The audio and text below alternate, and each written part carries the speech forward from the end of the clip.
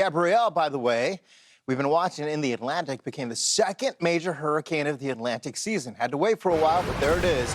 Monday morning, intensified into a Category 4 storm with winds at 140 miles per hour.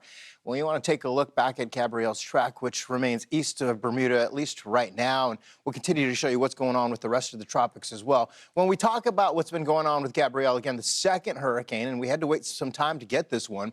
A few more areas to watch south of there, which we will break down. But notice the track of Gabrielle. Boy, it is an impressive looking storm. And this storm, the eye of it, about 17 miles wide. We'll break down the other two areas to watch in just a moment. But here's a look at Gabrielle. The winds at 140 miles per hour, still a Category 4. You can make out the eye there, just very impressive. Again, about 17 miles wide.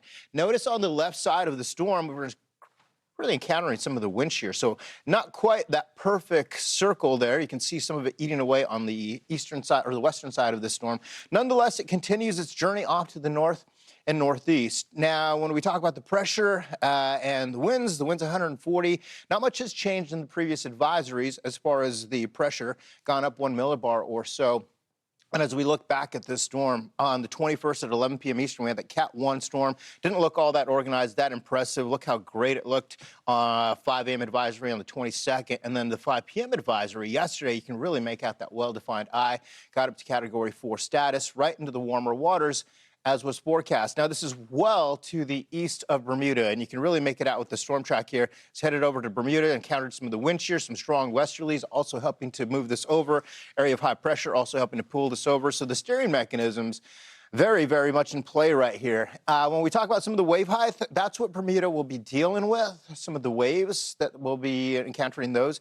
Closer to the United States, by the way, we do have some rip currents and some of that part of the swells that are way, way, way out there with this storm. Cat 4 right now, and notice the drier air on the western side, plenty of moisture on the eastern side, and again, that due to a lot in the way of those stronger winds. You can really make out the stronger winds coming off the eastern seaboard there, gnawing away at not only the western side, but the northern side as well.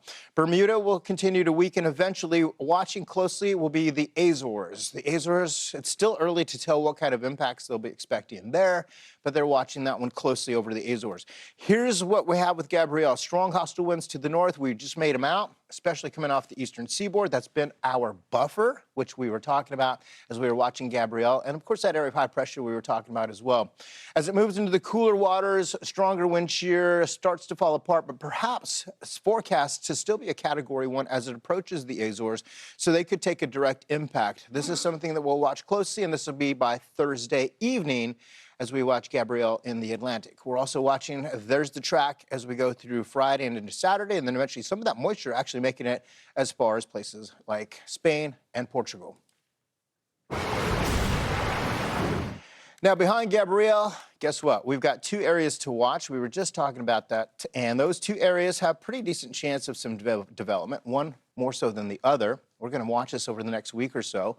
The question still remains, which storm will become dominant over the next few days, which will have some potential impacts that we could see. Places like Bermuda, Bahama, the Caribbean islands, all watching closely. The next 3 to 5 days, something we need to watch closely to see where they go. After that, we'll watch to see if there are impacts. These are the two areas to watch that we're breaking down. We just talked about Gabrielle up into the north.